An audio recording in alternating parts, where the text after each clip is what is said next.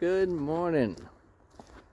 It's another beautiful, crisp day here in January.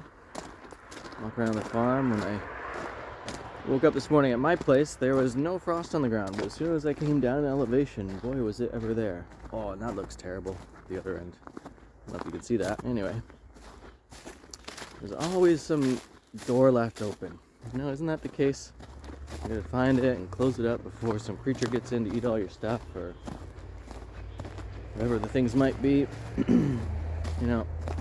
As my wife and I were drinking tea this morning and thinking about life, this idea of, there's all these different surprises that happen in the day and you have to adjust for them. And depending on the person and where they're coming from and what's going on with them, sometimes there's what I call like these hidden open doors. A lot of times it's emotional, sometimes it's mental, sometimes it'll be spiritual, or it could be physical. There's just those things that you don't expect to pop up in your face, but they throw off whatever's taking place. And you gotta be able to adjust and move with it.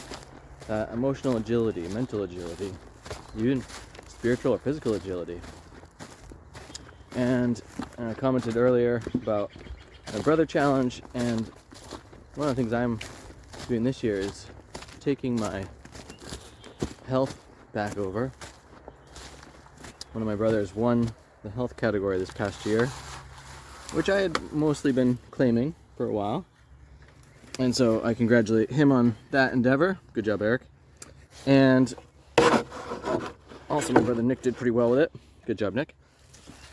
But that thing of okay, now I got an extra fire burning in me, and it's time to rock that. So I've got pull-up bars and rings and all these things in my house, and so now in the morning before I go to work, or in between taking care of the chickens, I'm hitting those a few times, get some reps in. And in that same way, when I'm playing with my kids, we'll be rough housing around a bit. And as that's happening, everyone gets all, really hyped up. And so in the middle of that hyping up, I will say, okay, let's sit and meditate now. And then we sit, we meditate, and we change that emotional state. And, kids are pretty good at this when they're playing around and something shifts and they go, berserk on the situation, and then it resolves and they're immediately back into having a good time.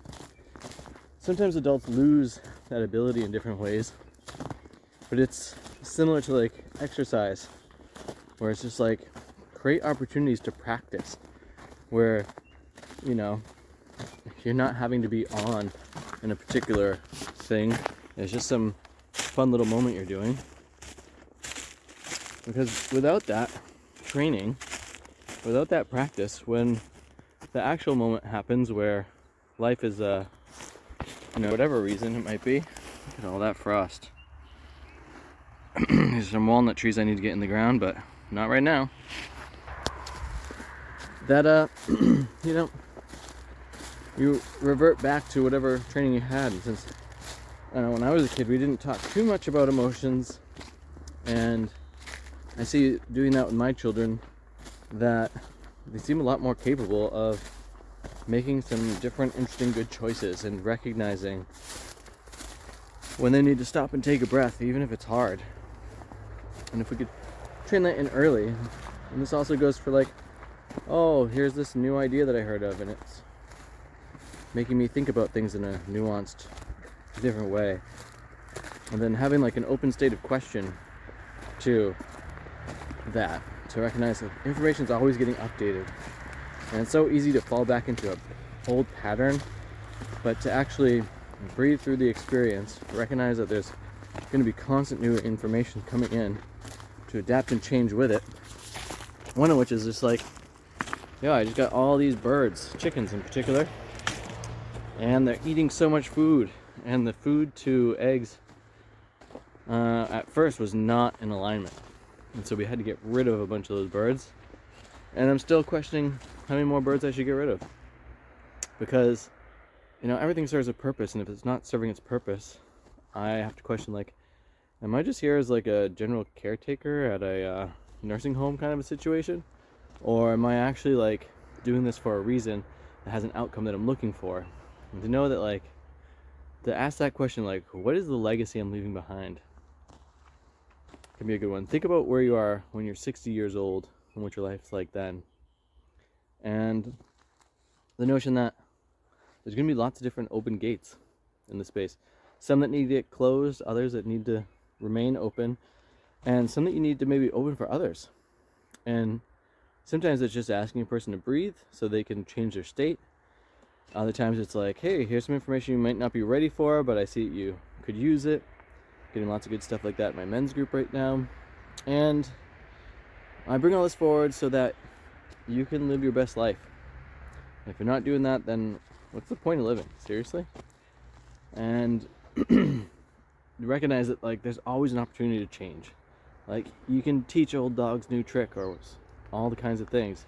It's just a matter of, like, recognize it's easier to do when you're young. And so put yourself into uncomfortable situations. Don't just stay in your comfort zone. I'll recognize that to gain strength is to, like, push yourself a bit. And it doesn't have to be over the top. You don't need to be an Olympic athlete or anything, whether it be mental, emotional, spiritual, or physical versions of these things. That, like, just being a good person and recognizing, like, no one has all the answers. Being relaxed allows us to take in more of the information more easily and make better choices with things. And when you make better choices, you can have more fun. So thanks for watching today. I hope you're enjoying this. If you got any questions or comments about this, feel free to toss them in the comments below. And we'll enjoy the day.